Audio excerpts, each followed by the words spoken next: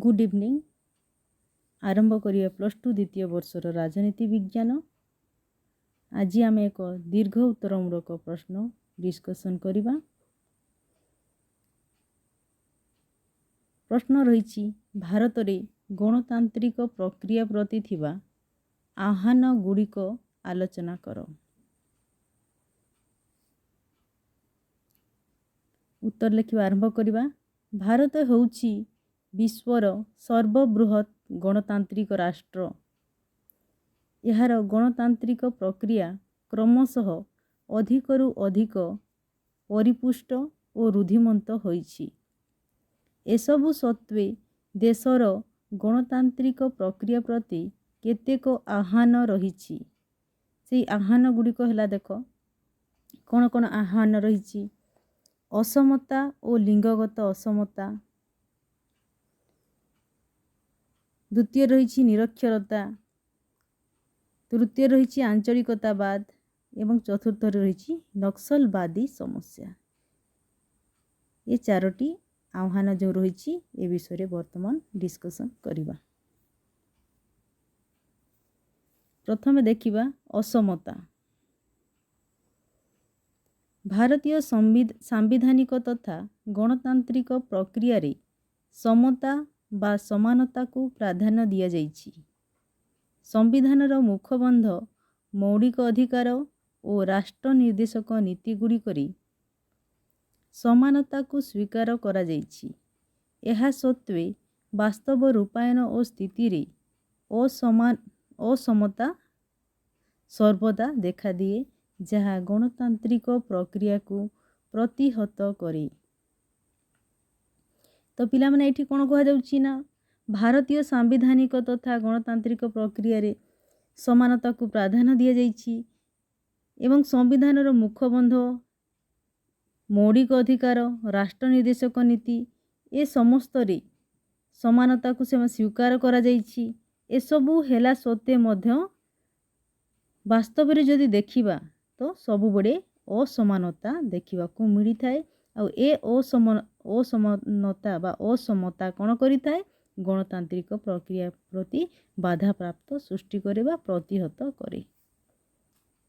एही असमता गुड़िक विभिन्न प्रकारर रहिछि। कौन कौन असमता रहिछि देख। अर्थनैतिक असमता, सामाजिक असमता, राजनैतिक असमता, लिंगगत असमता। ये समस्त विषय टिके टिके लेखिबा। अर्थनैतिक असमता वास्तव रे धनी और निर्धनक मध्य एक तुलनात्मक चित्र। भारत धनी मात्र भारतीय दरिद्र। मोट घरोई उत्पाद जीडीपी और क्रयशक्ति समतुल्यता पीपीपी आधार रे 2017 मसीहा सुधा भारत विश्वर श्रेष्ठ 10 गोटी धनी राष्ट्रंक मध्य तृतीय स्थान लाभ करिछि। मात्र तुलनात्मक रूप देखिबाकू गले जड़े हाराहारी बा साधारण भारतीय दरिद्र अटे। अर्थनैतिक दृष्टिकोण सारा विश्व रे भारत होउछि द्वितीय सर्वबृहत असम देश। क्षमता, धर्म, ज्ञाति संपर्क, मर्यादा, मूलवंश, नृजातीयता, लिंग, बयस, वर्ग बा श्रेणी आदि आधार रे अधिमान्य बा पक्षपातीय पसंद द्वारा पार्थक्य सृष्टि करा जाई सामाजिक द्रव्य बा सेवा प्राप्त द्वारा सामाजिक असमता देखा दिए।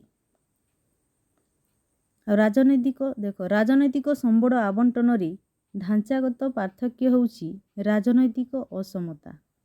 तेबे ढांचागत पार्थक्य न थाई भी वास्तव कार्यकारिता आधार रे भारत रे राजनैतिक असमता देखा जाए।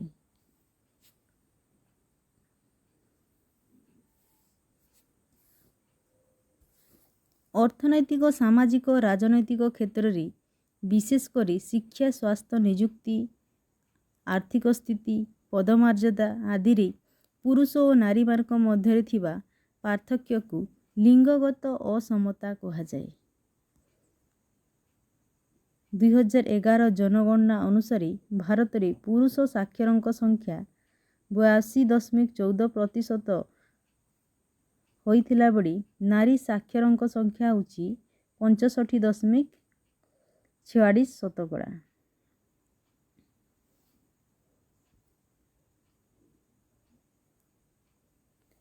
ବର୍ତ୍ତମାନ ଦେଖିବା ନିରକ୍ଷରତା।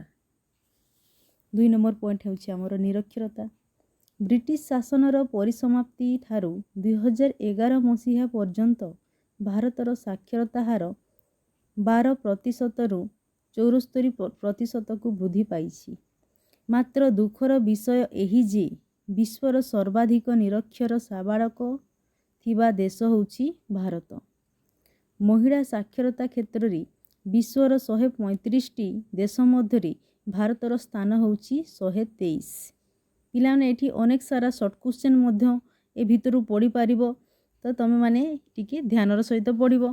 ଶିକ୍ଷାକୁ ଭାରତରେ ମୌଳିକ ଅଧିକାର ଘୋଷଣା କରୁଥିବା ଶିକ୍ଷା ଅଧିକାର ଆଇନ ଲାଗୁ ହୋଇଥିଲେ ମଧ୍ୟ ଏବେ ବି 92% ସରକାରୀ ବିଦ୍ୟାଳୟ ଏହାକୁ ପୂର୍ଣ୍ଣ ମାତ୍ରାରେ ଲାଗୁ କରିନାହାନ୍ତି।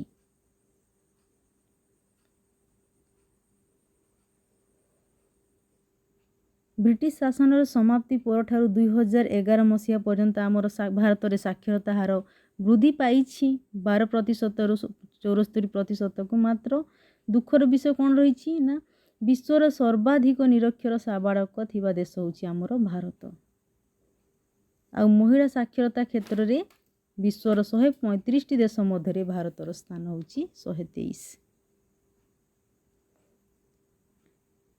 ଶିକ୍ଷାକୁ ଭାରତରେ ମୌଳିକ ଅଧିକାର ଘୋଷଣା କରିଥିବା ଶିକ୍ଷା ଅଧିକାର ଆଇନ ଲାଗୁ ହୋଇଛି ଭାରତରେ, ମାତ୍ର ଏବେ ବି 92% ସରକାରୀ ବିଦ୍ୟାଳୟ ଏହାକୁ ପୂର୍ଣ୍ଣ ମାତ୍ରାରେ ଲାଗୁ କରିନାହିଁ।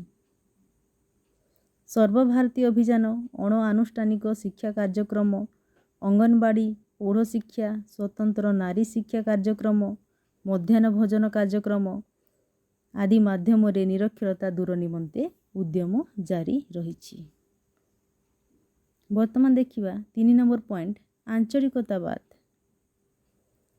ଅତ୍ୟଧିକ ଆଞ୍ଚଳିକ ପ୍ରୀତି ଯାହା ଅନ୍ୟ ଅଞ୍ଚଳ ତଥା ସମଗ୍ର ଦେଶ ପ୍ରତି ତୁଳନାତ୍ମକ ବିଦ୍ୱେଷ ଓ ଅସହିଷ୍ଣୁତା ସୃଷ୍ଟି କରି ନିଜର ଉଦ୍ୟମକୁ ନିଜର ପୃଥକ ପରିଚୟ ଜାହିର କରିବାକୁ।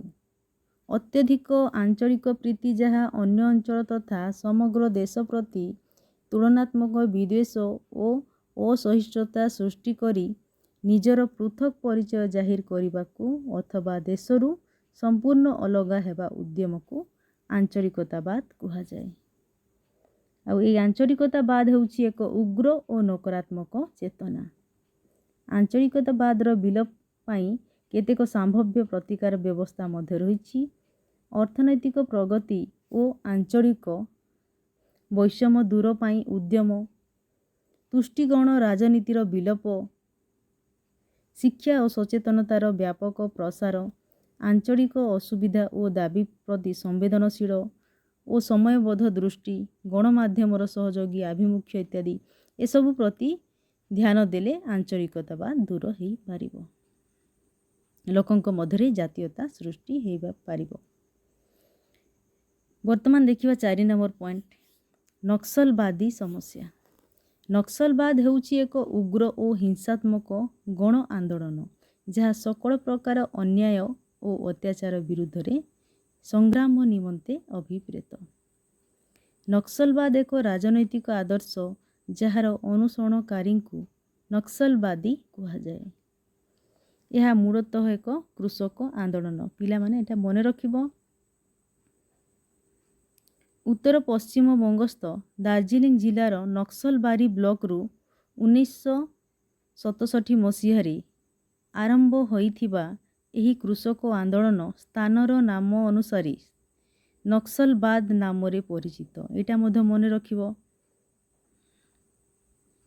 ସର୍ଟ କ୍ୱେଶ୍ଚନ୍ ପଡ଼ିପାରେ ଏଥିରୁ ମଧ୍ୟ। ଭାରତ ମୋଟ 593 ଜିଲ୍ଲା ମଧ୍ୟରୁ 157ଟି ଜିଲ୍ଲା ଭାରତର ମୋଟ 593ଟି ଜିଲ୍ଲା ମଧ୍ୟରୁ କ'ଣ କୁହାଯାଉଛି ନା 157ଟି ଜିଲ୍ଲା ନକ୍ସଲବାଦୀ ସମସ୍ୟା ଦ୍ୱାରା ପ୍ରଭାବିତ ହୋଇଛି। ନକ୍ସଲମାନେ ହେଉଛନ୍ତି ଏକ ଲାଲ ବାହିନୀ, ଅଦୃଶ୍ୟ ସେନା ଯେଉଁମାନେ ଗରିଲା ଯୁଦ୍ଧରେ ବିଶ୍ୱାସ କରନ୍ତି। ନକ୍ସଲବାଦୀଙ୍କୁ ଦମନ କରିବା ନିମନ୍ତେ ରାଜ୍ୟ ପୁଲିସ ବାହିନୀ ଓ କେନ୍ଦ୍ର ସଂରକ୍ଷିତ ପୁଲିସ ବଡ଼ CRPF ଏବଂ କେତେକ କ୍ଷେତ୍ରରେ ଅନ୍ୟ ଅର୍ଦ୍ଧସାମରିକ ବାହିନୀ ବି ନିୟୋଜିତ ହୋଇଛନ୍ତି। ସେଇଟା ପିଲାମାନେ ଆମେ ଯେଉଁ ଆହ୍ୱାନ ଥିଲା ସେ ବିଷୟରେ ଆମେ ଭାରତର ଗଣତାନ୍ତ୍ରିକ ପ୍ରକ୍ରିୟା ପ୍ରତି ଥିବା ଆହ୍ୱାନ ଗୁଡ଼ିକ ବିଷୟରେ ଆଲୋଚନା କଲୁ। ଆମର ଲଙ୍ଗ୍ କ୍ୱେଶ୍ଚିନ୍ଟି ଏଇଠି ଶେଷ ହୋଇଯାଇଛି।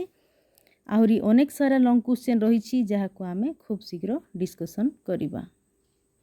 Thank you.